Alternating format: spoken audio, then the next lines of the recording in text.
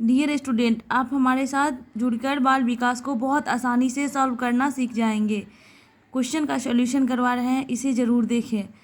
प्राथमिक स्तर पर चयनित बाल साहित्य में सर्वाधिक महत्वपूर्ण बिंदु है रंगीन चित्र, सार्थक पुनरावृत्ति, संक्षिप्तता, केवल चित्रात्मक। केवल वाला उत्तर होगा नहीं, संक्षिप्तता तो बच्चा को करेंगे नहीं। रंगीन चित्र या सार्थक पुनरावृत्ति, दोनों में सबसे पॉजिटिव कौन है? तो सार्थक पुनरावृत्ति, तो मेरा आंसर होगा सार्थक पुनरावृत्ति।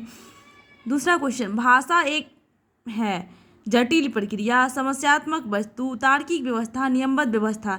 जटिल होगा नहीं, समस्यात्मक होगा नहीं, तार्किक व्यवस्था या नियमबद्ध व्यवस्था, दो ऑप्शन में आप फंसिएगा। उसमें सबसे बढ़िया कौन ऑप्शन लग रहा है आपको? तो नियमबद्ध व्यवस्था। भाषा क्या है? नियमबद्ध व्यवस्था है।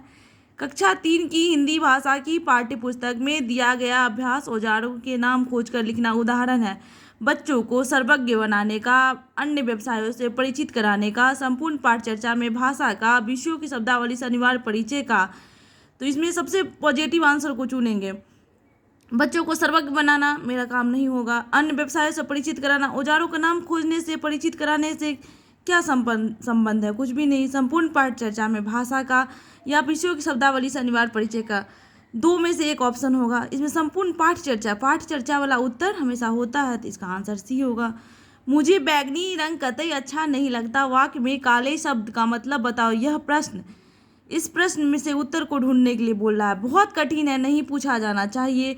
बहुत सरल है, पूछा जाना चाहिए। संदर्भ में शब्दावली का उदाहरण है। बच्चों की भाषा ज्ञान को महत्व देना, सबसे पॉजिटिव आंसर यहाँ होगा। संदर्भ में शब्दावली का उदाहरण, उदाहरण के माध्यम से बच्चे जल्दी सीखते हैं, इसीलिए हमारा उत्तर संदर्भ में शब्दावली होगा। हमारे देश की विविधता हमारा एक भाषाई है। क्या है? साहित्यिक चुनौती, भाषिक संबल, भौगोलिक विस्तार, भाषिक हथियार। हथियार होगा नहीं, चुनौती होगा नहीं, विस्तार होगा तो भाषिक होगा और संबल होगा। ये हमें क्या बनाता है? तो संबल बनाता है। प्राथमिक स्तर पर शिक्षा का माध्यम ही होना चाहिए मातृभाषा, हिंदी, अंग्रेजी, विदेशी। आंसर होगा मातृभाषा। मातृभाषा क्यों? क्योंकि मातृभाषा, बच्चे जब जन्म लेते हैं तो सबसे पहले कौन भाषा सीखता है? तो मातृभाषा, इसलिए हमारा उत्तर मातृभाषा होगा।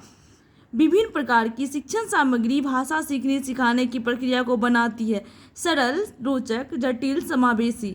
समावेश, जब विभिन्न प्रकार लगा हुआ है, विभिन्न विभिन्न से क्या संदर्भ आता है? समावेशी, तो समावेशी कक्षा को। किस विद्या में मौखिक अभिव्यक्ति के विकास की सर्वाधिक गुंजाइश है? इसका आंसर होगा एकांकी।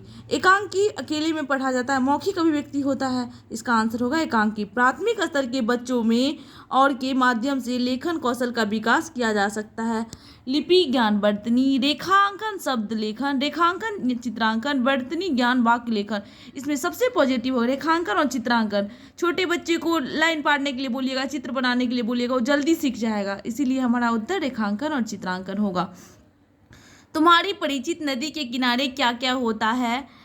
सवाल बच्चों को का अवसर देती है? किस चीज़ का अवसर देती है? अपनी नदियों की जानकारी देने, अपने अनुभवों को साझा करने, अपने पर्यावरण संरक्षण करने, विभिन्न नदियों के नाम बताने। यहाँ उत्तर होगा अपने अनुभव को साझा करने। बच्चा नदी को देखेगा, अपने अनुभव को साझा करेगा, इसीलिए हमारा आंसर अपने अनुभवों को साझा करना होगा। भाषा अर्जन क्षमता से संबंधित है, इस परिभाषा को चॉम्स्की ने दिए हैं। भाषा अर्जन क्षमता चॉम्स्की होगा। सामाजिक लगा रहेगा तो वाइगोत्स्की होगा। जीन पियाजे, संज्ञानात्मक विकास रहेगा तो पियाजे होगा। मोना दूसरी कक्षा में पढ़ती है, वह पढ़ते समय अटकती है, संभवतः वह किससे ग्रस्त है? तो पढ़ने में प्रॉब्लम रहता है, तो उसका आंसर होता है डिसलेक्सिया। लिखने में तो डिस्ग्राफिया, गणित संबंधित डिस्कैलकुलिया, इसको तो आप लोग जानते ही होंगे। सुनी और पढ़ी कहानियों के आधार पर बच्चों की कौन सी भाषाई गतिविधि सर्वाधिक महत्वपूर्ण है? कहानी को शब्दशः दोहराना, कहानी के पात्रों के नाम बताना, कहानी का शीर्षक बताना, कहानी पर प्रश्न निर्माण करना। बच्चे सबसे ज़्यादा किस में सीखेंगे? अगर प्रश्न को निर्माण करेंगे तो बच्चे बहुत जल्दी सीखेंगे और ज़्यादा सीखेंगे। हमारा उत्तर होगा प्रश्न निर्माण करना।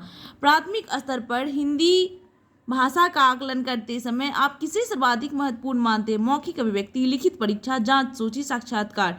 इसका आंसर होगा मौखिक अभिव्यक्ति। छोटे बच्चों को बोलकर समझाएंगे तो जल्दी सीखेगा, इसीलिए हमारा आंसर होगा मौखिक अभिव्यक्ति।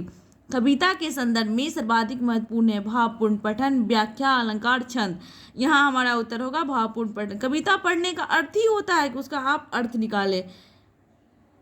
बाल विकास को बनाते समय हमेशा क्वेश्चन पे ध्यान दें। अगर पॉजिटिव क्वेश्चन है तो पॉजिटिव आंसर होगा, निगेटिव क्वेश्चन है तो निगेटिव आंसर।